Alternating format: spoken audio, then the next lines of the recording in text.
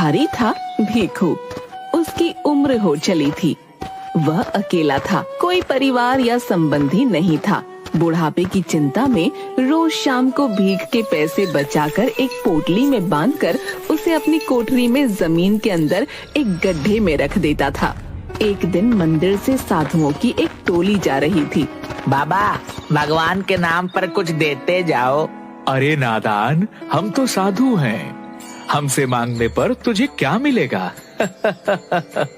अरे बड़ी गर्मी है, प्यास लगी है, यहाँ पानी कहाँ मिलेगा?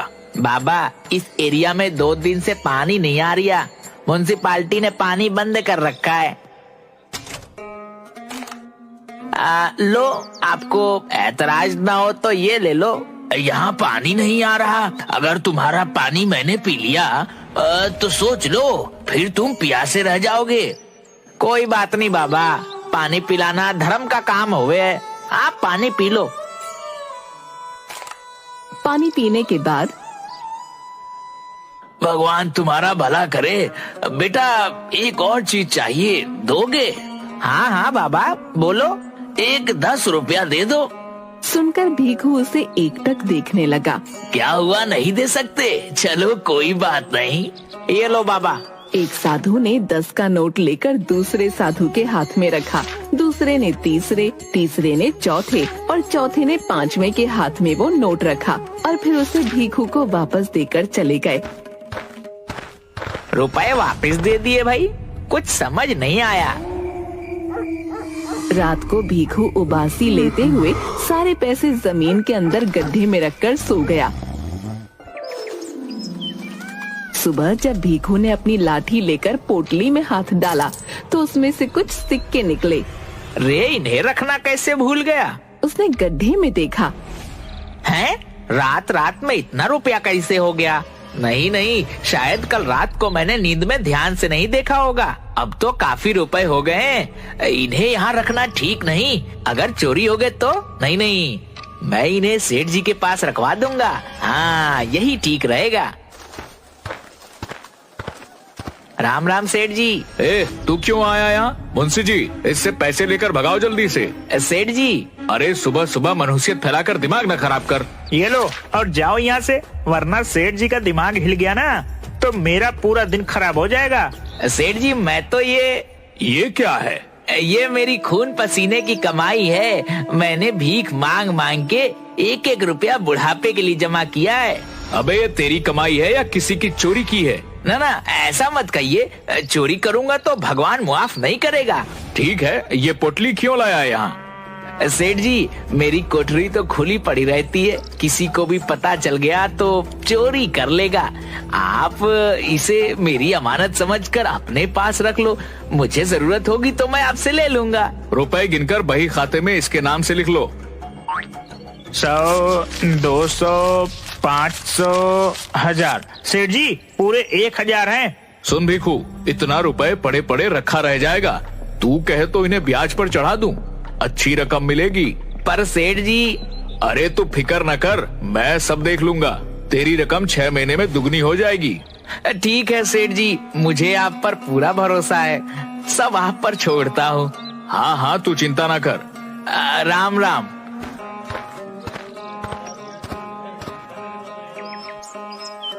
कुछ दिन बाद सेठ जी, ये रुपए अपने पास रख लो। सेठ ने मुंशी को इशारा किया।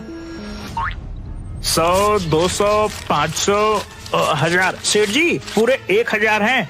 क्या रे, तू तो बड़ा लालची है। ब्याज के लालच में इतनी जल्दी 1000 रुपया फिर ले आया।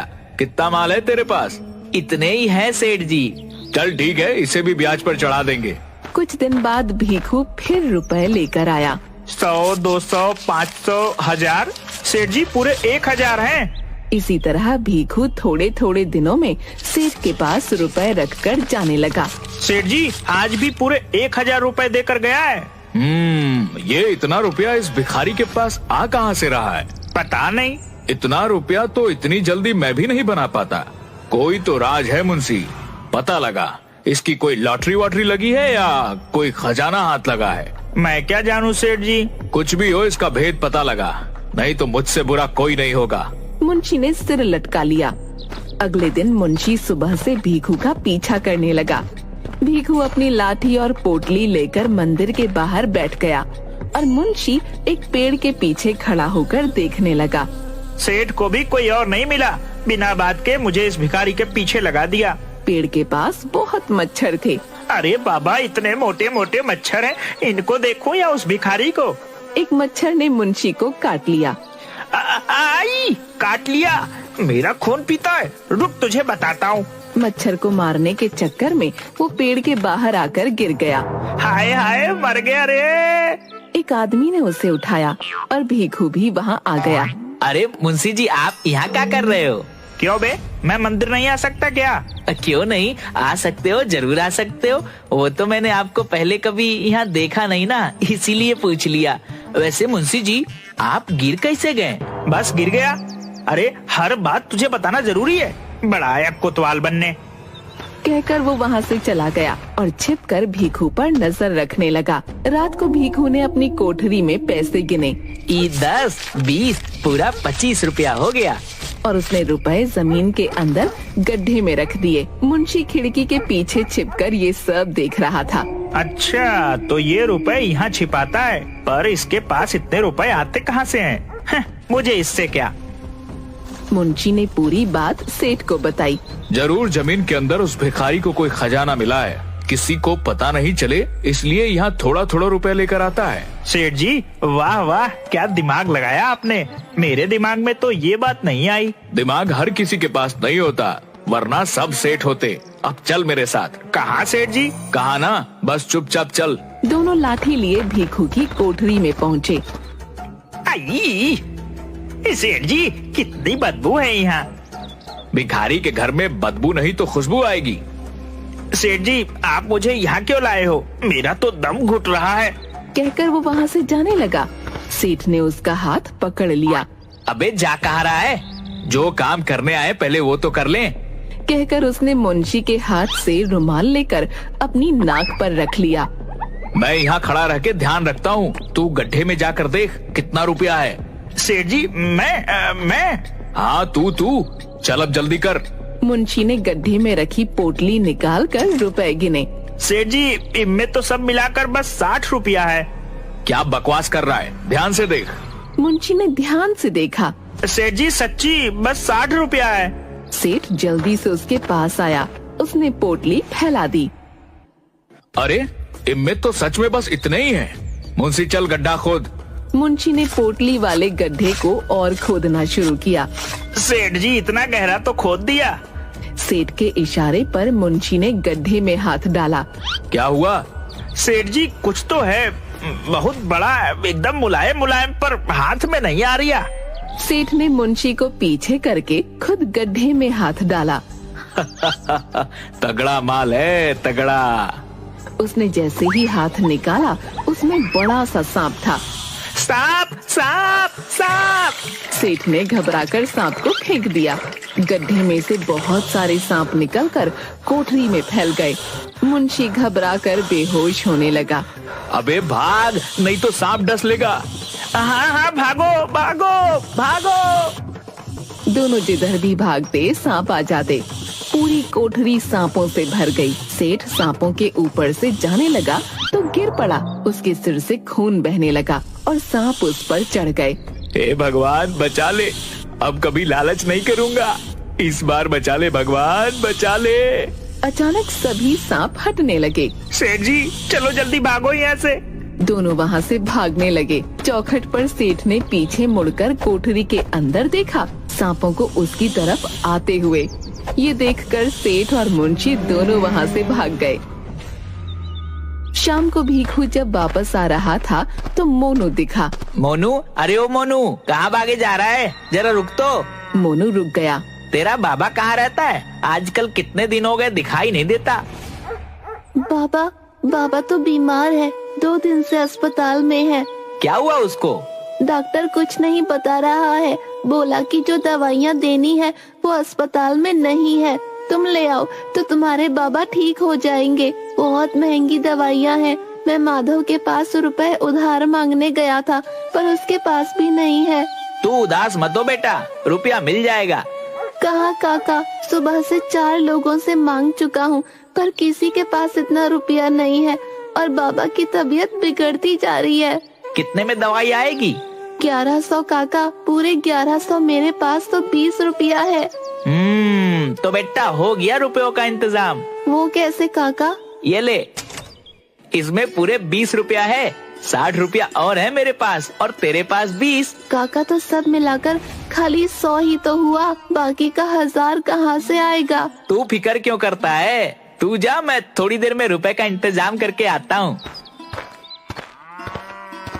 भीखू अपनी कोठरी की हालत देखकर हे राम, आज तो सच्ची कोई चोर आ गया। उसने गड्ढे के पास जाकर पोटली उठाई तो वो खाली पड़ी थी। उसने आसपास गिरे हुए रुपयों को उठाकर गिना। ये तो पूरे 60 है। हे राम, तेरा शुक्र है चोर आया पर रुपया लेकर नहीं गया। भीखू ने गड्ढे में हाथ डाला। हैं? इतना गहरा गड्ढा खोदा और एक भी रुपया नहीं ले गया। ये कैसा आदमी था? भीखू सेठ के पास गया। राम राम सेठ जी। सेठ के सिर पर पट्टी बंधी हुई थी। उसे देखकर सेठ और मुंशी दोनों डर गए। तू क्यों आया है? देखिए ना सेठ जी, आज पता नहीं कौन चोर कोठरी में घुस गया था। मुंशी ने सेठ को देखा। शुक्र है कि मैं अपने रुपए आपके यहाँ रखवा गया था, वरना आज सब चोरी हो जाता। वो तो कोठरी में ज्यादा रुपया नहीं था तो कोई नुकसान नहीं हुआ। सेठ और मुंशी दोनों एक दूसरे को देखने लगे। मेरा दोस्त अस्पताल में है, उसकी दवाई के लिए रुपया चाहिए। आप मेरा 1000 रुपया दे दो, मुझे कोई ब्याज वाज नहीं लेना, बहुत जरूरी है सेठ जी। हाँ, क्यों नहीं भीखू, वो तेरा ही तो रुपया है। ऐसा कर, तू अपना सारा रुपया ले जा। भीखू ने हाँ में सिर हिलाया। मुंशी, जल्दी से इसका हिसाब कर। मुंशी रजिस्टर में हिसाब करते हुए, तेरा कुल रुपया 6000 हुआ और 500 ब्याज। 100 रुपया मेरी तरफ से रख लियो तो कुल रुपया 6600 हो गया। है पर मैंने तो 1000 रुपया ही दिया था, इतने सारे कैसे हो गए? अरे बावले, भूल गया क्या? पिछले 6 महीने से हर महीने 1000 रुपए देकर जा रहा है। ऐसे कोई भूलता है क्या? मैं सच्ची कह रहा हूँ सेठ जी, मैं तो खाली एक बार ही 1000 रुपए देकर गया था। अरे भाई, आज इतनी मुश्किल से जान बची है तो फिर क्यों आफत कड़ी कर रहा है? मुंशी, इसको हर महीने का हिसाब दिखा। ये देख भीखू, ये अप्रैल का, ये मई का, ये जून, जुलाई, अगस्त और ये सितंबर का, सब पर तेरा ही अंगूठा लगा है। हाँ, अंगूठा तो मेरा ही लगा है। अरे लगे ना, तेरा ही है। मुंशी, जल्दी कर, इसका सारा रुपया दे दे। सेठ जी, मुझे अभी बस 1000 रुपए दे दो। नहीं, तू अपना सारा रुपया ले जा। सेठ जी, मैं इतना रुपया कहाँ रखूंगा? चोर ने मेरी कोठरी का रास्ता देख लिया है, घर चोरी हो गए तो। नहीं, आप अपने पास रख लो। तेरी कोठरी में घुसने की हिम्मत कौन करेगा? नहीं, तू ले जा। भीखू ने सेठ के पैर पकड़ लिए। सेठ जी, आप ही रख लो, यहाँ महफूज रहेंगे। जब जरूरत होगी मैं आपसे ले लूंगा। मेरे घर में चोरी हो गए तो। भीखू के पैर छूने पर सेठ को भीखू के रूप में सांप दिखाई दिया। सांप! भीखू ने उसके पैर छोड़ दिए। ये ले 1000 रुपया, जा यहाँ से। बाकी के रुपए की जब जरूरत हो ले जाना। भीखू हाँ में सिर हिलाकर चला गया। शुक्र है जान बची। मैंने तो सेठ को एक ही बार रुपया दिया था, हर महीने मेरे नाम से कौन रुपया देकर गया, और अंगूठा भी लगा गया। हे राम, तेरी महिमा तू ही जाने। भीखू ने पैसे जाकर मोनू को दिए और इस तरह उसने अपने दोस्त की मदद करके भगवान का शुक्रिया किया। एक भिखारी था भीखू, उसकी उम्र हो चली थी। वह अकेला था, कोई परिवार या संबंधी नहीं था। चैनल को सब्सक्राइब करो पहले। हाँ जल्दी करो, मुझे पता है कि आप लोग नहीं करते, वीडियो देखते हो लेकिन सब्सक्राइब नहीं करते। ये लाल कलर का बटन है, इसे दबाओ, जल्दी दबाओ, फिर मैं शुरू करूँ। दबा दो जल्दी, दबा दिया, घंटी भी दबा देना, ठीक है।